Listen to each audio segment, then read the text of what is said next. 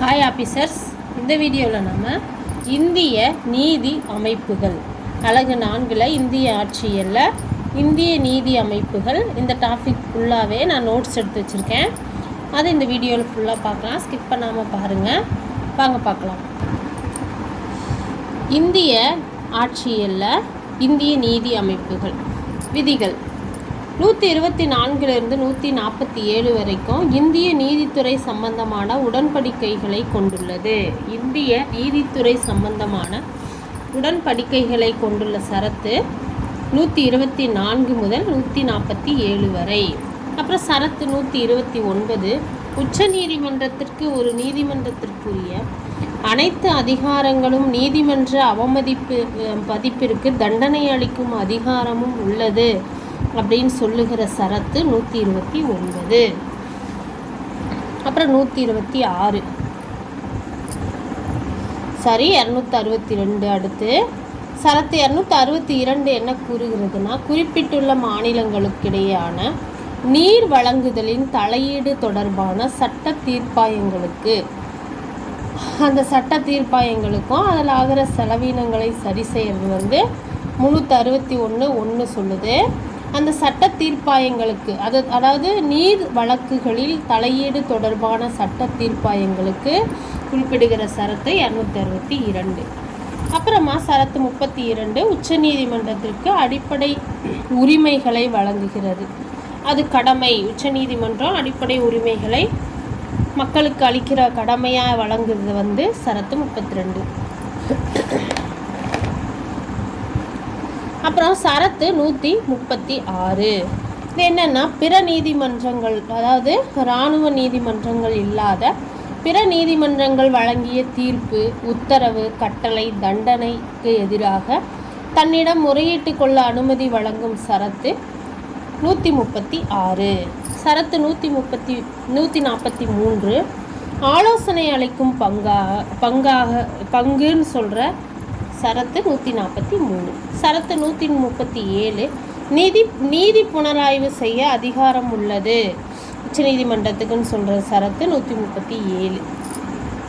சரத்து 129 உச்ச நீதிமன்றம் ஒரு பதிவு செய்து கொள்ளும் நீதிமன்றமாக இருக்க வேண்டும் என்று கூறுகிற சரத்து 129. அடுத்து சரத்து 125 படி உச்ச நீதிமன்ற நீதிபதிகளை பதவி நீக்கம் செய்யும் நடைமுறை உள்ளது. உச்ச நீதிமன்ற நீதிபதிகளை பதவி நீக்கம் செய்யும் நடைமுறை பற்றி கூறுகிற சரத்து 125 தான். அடுத்தது நீதிபதிகள் விசாரணை சட்டத்தினை பாராளுமன்றம் இயற்றிய ஆண்டு 1968. நீதிபதிகள் விசாரணை சட்டத்தினை பாராளுமன்றம் இயற்றிய ஆண்டு. நீதிபதிகள் சட்டம், விசாரணை சட்டம் இரண்டுமே ஒன்று தான். பாராளுமன்றம் இயற்றிய ஆண்டு 1968. சரத்து 143 ஆலோசனை கூறும் அதிகாரம் உச்ச நீதிமன்றத்திடம் உள்ளது அரசுக்கு அப்படின்னு சொல்லுகிற சரத்து எதுனா 143. அப்புறம் 143 என்ன சொல்லுதுன்னா, உச்ச நீதிமன்றம் தன்னிடம் சமர்ப்பித்த கேள்விகளை தனது கருத்தை தெரிவிக்க மறுக்கலாம். அது கூறுகிற சரத்து 143. அடுத்து 10 முறை உயர்நீதிமன்றத்திடம் இதுவரை குடியரசுத் தலைவர்கள் ஆலோசனை கேட்டுள்ளனர். உச்ச நீதிமன்றத்திடம் இதுவரை குடியரசுத் தலைவர்கள் எத்தனை முறை ஆலோசனை கேட்டுள்ளனர்னு கேட்டாங்கன்னா 10 முறை ஆலோசனை கேட்டிருக்காங்க. அடுத்தது இந்திய தலைமை நீதிபதிகள். முதல் தலைமை நீதிபதி யார்? இந்திய தலைமை நீதிபதினா ஜே கனியா அவர்கள். தற்போது தீபக் மிஸ்ரா 45வது இந்திய தலைமை நீதிபதியாக இருக்கார். முதல் சீக்கிய நீதிபதி யார்? நம்ம இந்தியாவில் முதல் சீக்கிய நீதிபதி யாருன்னு கேட்டாங்கன்னா ஜெகதீஷ் சிங்கேஸ்வர் தான். 44வது நீதிபதியாக இருந்தார். அப்புறமா முதல் பெண் நீதிபதி 44. 43 டிஎஸ் தாகூர் இருந்தார். 43வது தலைமை நீதிபதியாக டிஎஸ் தாகூர். முதல் பெண் நீதிபதி இந்தியாவின் முதல் தலைமை பெண் நீதிபதி யாருன்னா பாத்திமா பீவி தான். அவங்க ஒரு முஸ்லீம் பெண். அவங்க ஒரு முஸ்லீம் பெண்ணாக இருந்தவங்க தான் முதல் பெண் நீதிபதி. அடுத்தது இந்திய அரசால் தலைமை வழக்கறிஞர் இருக்காங்க.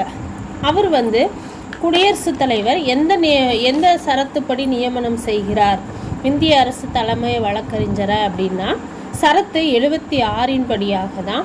சரத்து ஆர்டிக்கல் எல்லாமே ஒன்று தானே, விதிகள் எதுவாக இருந்தாலும் எல்லாம் ஒன்று தான், நமக்கு தெரியும் இல்லையா. விதி 76 படி தான் குடியரசுத் தலைவர் இந்திய அரசு தலைமை வழக்கறிஞரை நியமனம் செய்கிறார்.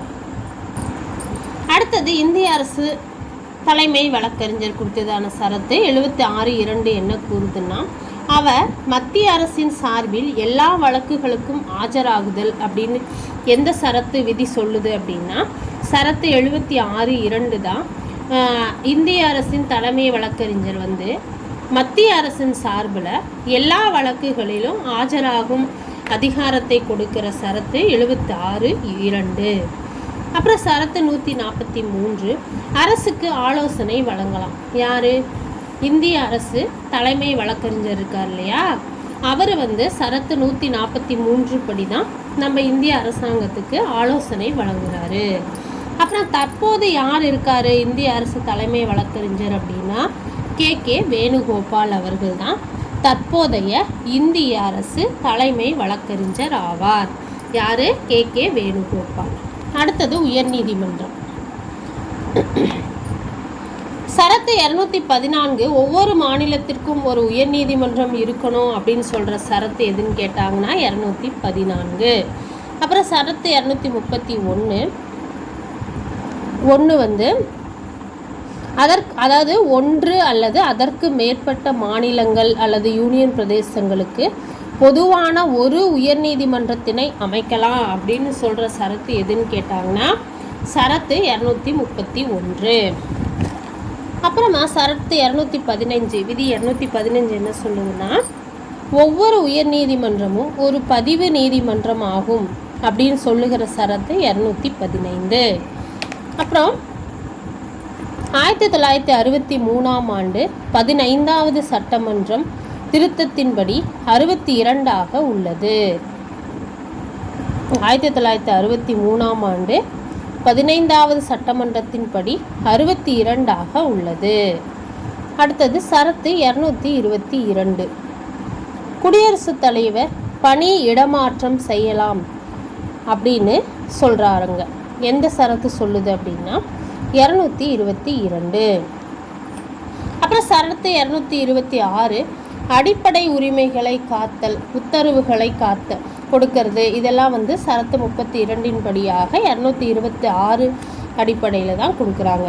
1984 குடும்ப நீதிமன்றங்கள் சட்டம் கொண்டு வரப்பட்டது. 1984 குடும்ப நீதிமன்றங்கள் சட்டங்கள் கொண்டு வரப்பட்ட ஆண்டு 1984.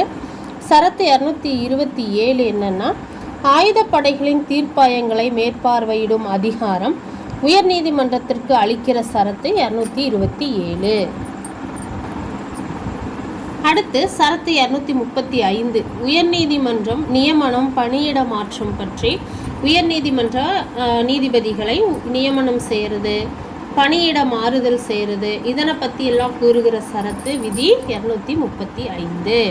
அப்புறம் சரத்து 229 முழுமையான கட்டுப்பாடு அதிகாரம் கொண்டதா உயர்நீதிமன்றம் இருக்குன்னு கூறுகிற சரத்து 229. அப்புறம் தேசிய நீதிமன்ற நியமன குழு கொண்டு வரப்பட்டது எந்த சரத்துப்படி அப்படின்னா 124A. இந்த விதியின்படி தான் தேசிய நீதிமன்ற நியமன குழு ஆர்டிக்கல் 124A படி கொண்டு வரப்பட்டது. எந்த குழுன்னு கேட்டாங்கன்னா தேசிய நீதிமன்ற நியமன குழு. 16 மாநிலங்களில் உறுதிப்படுத்தப்பட்டுள்ளது. இந்த குழு 16 மாநிலங்களில் உறுதிப்படுத்தப்பட்டுள்ளது.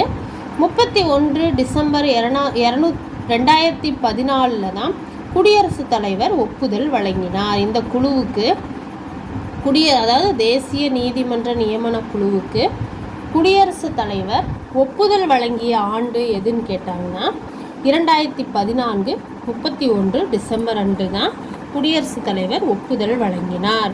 16 மாநிலங்களில் உறுதி செய்யப்பட்டுள்ளது. அடுத்தது நிர்வாக தீர்ப்பாயங்கள். 1985 தான் இந்த சட்டம் இயற்றியது. நிர்வாக தீர்ப்பாயங்கள் சட்டம் கொண்டு வரப்பட்ட ஆண்டு 1985. 14வது அரசியலமைப்பு திருத்தச் சட்டம் 42வது அரசியலமைப்பு திருத்தச் சட்டம் கொண்டு வரப்பட்டது. 1976 மூலம் ஆர்டிகல் 323A மற்றும் 323B அறிமுகப்படுத்தப்பட்டது. சரத்து 323A மற்றும் 323B ஆகிய சரத்துகள் எதன் மூலம் அறிமுகப்படுத்தப்பட்டதுன்னு கேட்டாங்கன்னா 1976 மூலம்தான் அறிமுகப்படுத்தப்பட்டது. அப்புறம் சரத்து 323A என்ன அப்படின்னா மத்திய மாநில பொதுப்பணிகளில் நியமிக்கப்படுறது தான் சரத்து 323A சொல்கிறது. 323Aனாவே மத்திய மாநில பொதுப்பணிகளில் நியமிக்கப்படுறது. தலைவர், துணைத் தலைவர் ஓய்வு பெறும் வயது, நிர்வாக தீர்ப்பாயங்கள் 65 வயது, மற்ற உறுப்பினர்கள் 62 வயது.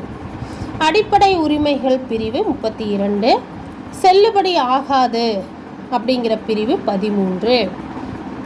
சரத்து 226 நீதி பேராணைகளை பிறப்பிக்கும் அதிகாரத்தை பெற்றுள்ளது உயர்நீதிமன்றங்கள்.